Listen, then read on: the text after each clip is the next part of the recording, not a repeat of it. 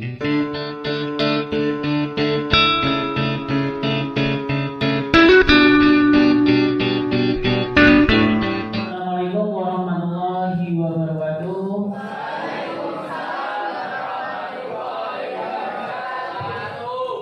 Sebelum pembelajaran kita mulai, alangkah baiknya kita berdoa terlebih dahulu. Oke, ketua kelas silahkan dipimpin untuk berdoa terlebih dahulu. Silakan.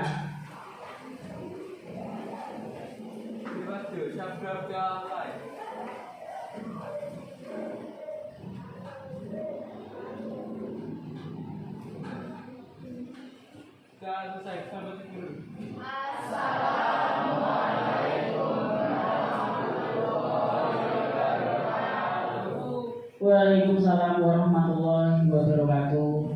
Ada peribahasa bilang bahwa Anda tidak punya kesempatan kedua untuk membuat kesan pertama. Seringkali kesan pertama ini datang dari kata-kata. Inilah materi pembahasan pagi Bapak kali ini, yaitu mengenai sebuah teks puisi. Oke, sebelum materi saya mulai, minggu kemarin kita menginjak materi teks eksposisi. Sekarang kita sudah menginjak materi bab baru, yaitu teks puisi. Sebelum saya menginjak materi bab baru atau ke teks puisi, sebelumnya akan saya absen terlebih dahulu. Untuk kelas 8I,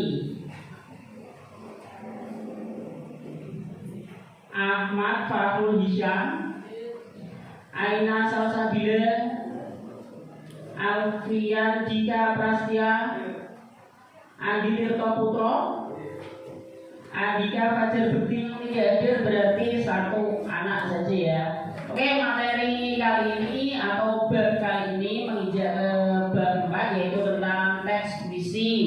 Di kelas 7 dulu kalian sudah pernah mengenal tentang teks puisi ya. Apa itu teks puisi? Pernah mendengar puisi? Pernah membuat sebuah puisi? Suka puisi? Enggak suka? Suka ya. Puisi itu mudah dibuatnya. Kita lihat di layar proyektor yang sudah habis ya. Dengarkan terlebih dahulu, ada berapa menit?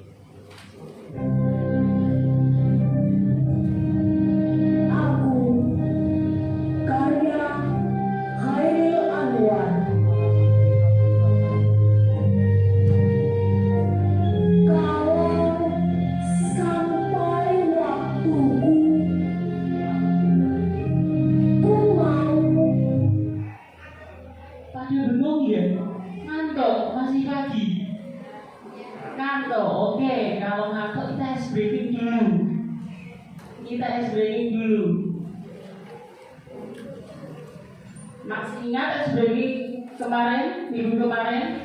Masih, oke, kita ice breaking dulu ya. Good morning and how are you? I'm fine. Good morning and how are you? I'm fine. Good morning student, good morning student, good morning and how are you? I'm fine. Good morning, hello my teacher.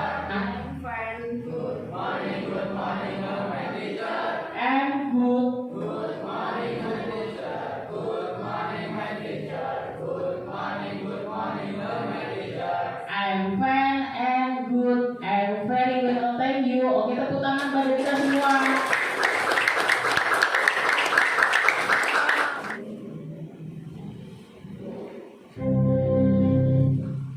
Ya, ada pengertian puisi di sini.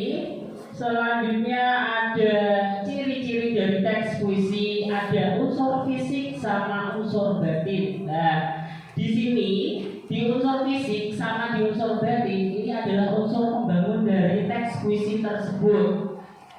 Teks puisi bisa menjadi sebuah puisi yang apik itu harus dikasih unsur fisik atau unsur batin. Unsur fisik sama unsur batin di dalam sebuah teks puisi itu termasuk ke dalam unsur intrinsik. Ingat, bisa menjadi sebuah puisi yang bagus harus ada unsur pembangun, harus ada unsur intrinsiknya. Hampir sama membuat sebuah cerpen, membuat sebuah drama, kita juga memerlukan sebuah unsur pembangun supaya menjadi sebuah drama atau cerpen yang utuh. Di dalam sebuah puisi juga harus ada unsur fisik dan unsur batinnya, unsur pembangunnya itu. Selanjutnya ada yang dinamakan tipografi. Tipografi itu apa? Tipografi apa? Di bukunya sudah dilihat, sudah dibaca materi hari ini. Tipografi itu apa? Iya, Siva.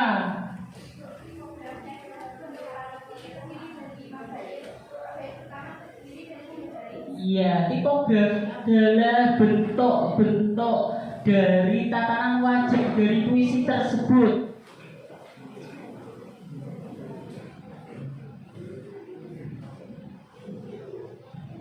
Doa kepada pemeluk teguh Tuhanku, dalam termangku aku masih menyebut namamu, biar susah sungguh mengingat kau penuh seluruh cahayamu panas suci. Tinggal kelip kelinggi kelam sunyi. Tuhanku, aku hilang bentuk remuk. Tuhanku, aku mengembara di negeri asing. Tuhanku, di pintumu akan mengetuk. Aku tidak bisa berpaling. Oke, silakan beri aplaus untuk Syifa. Ada yang bertanya? Sudah paham? Rafa, oke Rafa.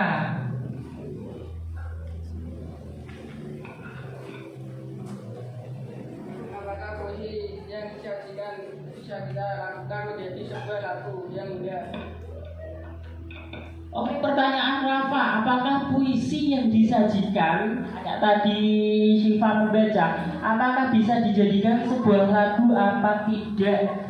Jawabannya adalah bisa.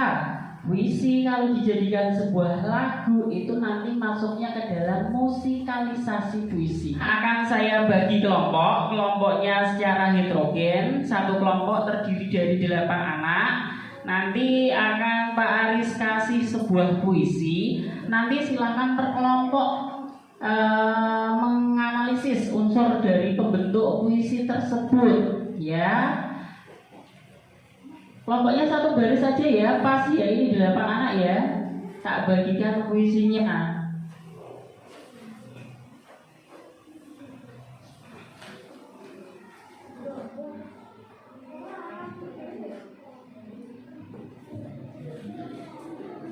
Oke, boleh ke kelompoknya. Jangan bekerja sendiri, kerjasama dalam kelompok biar cepat, karena unsur pembentuk puisi itu ada banyak tadi, harus dikerjakan secara kerjasama atau berkelompok.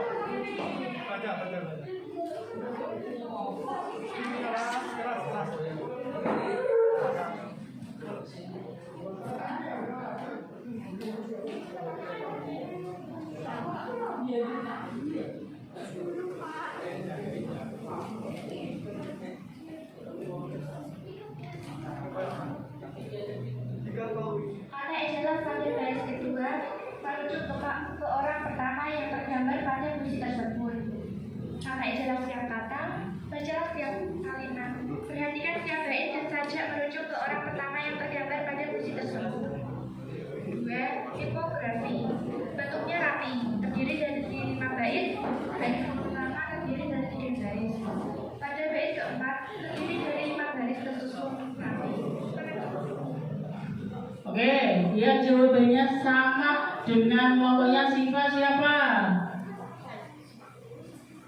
Ayo, kelompok 2, 3, 4 jawabannya sama dengan kelompoknya Syifa? Sama, oke.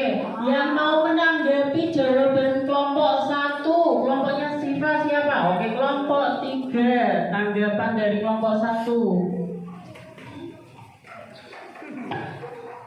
Sepanjang memilih dikasih bait terakhir ditandai kata kaum lucu sebuah sejak yang tidak bisa dipahami oleh seluruh baca. Padahal yang kita baca kali ini adalah sebuah puisi. Tipografi juga dijalankan dengan juga sudah sangat rapi. Oke, jawabannya sudah benar, tanggapannya juga sudah benar. Unsur membangun jawaban dari kelompok 2 yang mau jawab.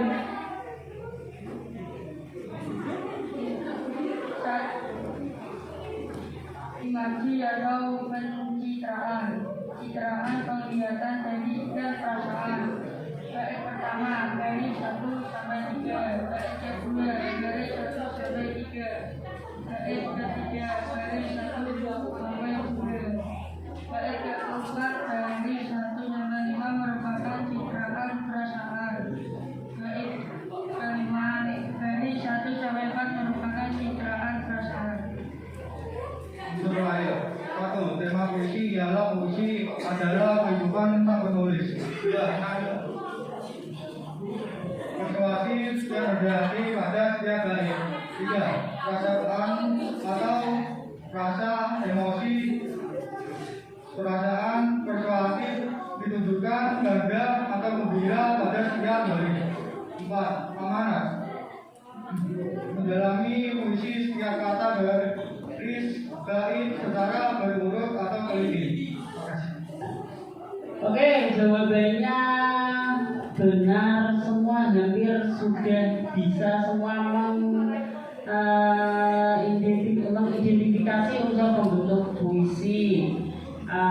Diingat, setelah itu silakan kembali duduknya kayak tadi lagi. Yang indah dan yang baik harus memperhatikan unsur pembentuk puisi. Selain unsur pembentuk puisi juga harus memperhatikan kaidah kebahasaannya, ya. Kaidah kebahasaan hampir sama dengan unsur pembentuk puisi. Tadi meliputi pemadatan bahasa atau gaya bahasa bisa, diksi atau pemilihan kata. Selanjutnya ada kata konkret dan irama atau rima. Itu cara membuat puisi yang indah dan yang baik. Harus sistematik. Pemilihan diksi majas itu perlu dibubuhkan untuk membuat sebuah puisi sehingga puisi itu tercipta menjadi puisi yang indah dan baik. Oke, pertanyaan selanjutnya silakan yang mau bertanya. Evaluasinya, pekerjaannya silakan dikumpulkan terlebih dahulu. Tadi saya minta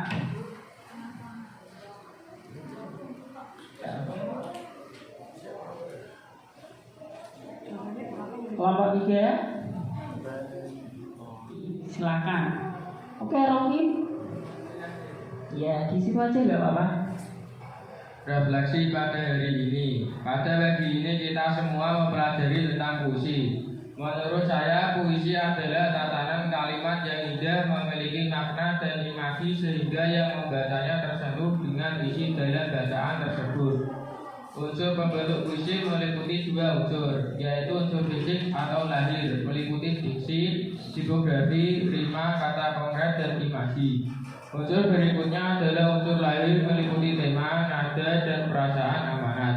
Memparafrase puisi mengubah puisi menjadi bentuk sastra lain atau prosa, yang berarti bahwa puisi yang tunduk pada aturan-aturan puisi diubah menjadi prosa yang tunduk pada aturan-aturan prosa tanpa mengubah isi puisi tersebut. Ya, itu refleksi pada pagi ini. Minggu depan tugas dari Pak Aris akan saya minta dibuat di rumah. Minggu depan materi kita yaitu menyimpulkan, masih sama di teks puisi, yaitu menyimpulkan isi dari puisi. Nanti kalian akan menyimpulkan isi dari teks puisi yang akan kalian bawa boleh. Nanti juga akan Pak Aris sediakan sebuah teks puisi, dan nanti akan Pak Aris kasih sebuah permainan untuk minggu depan. Permainan yang sangat bagus, yang belum pernah, mungkin kalian belum pernah menemukan atau belum pernah melihatnya, namanya adalah Steam Game permainannya. Nanti akan kita mainkan pada pembelajaran minggu depan. Oke, sekian saya akhiri materi kali ini. Assalamualaikum warahmatullahi wabarakatuh.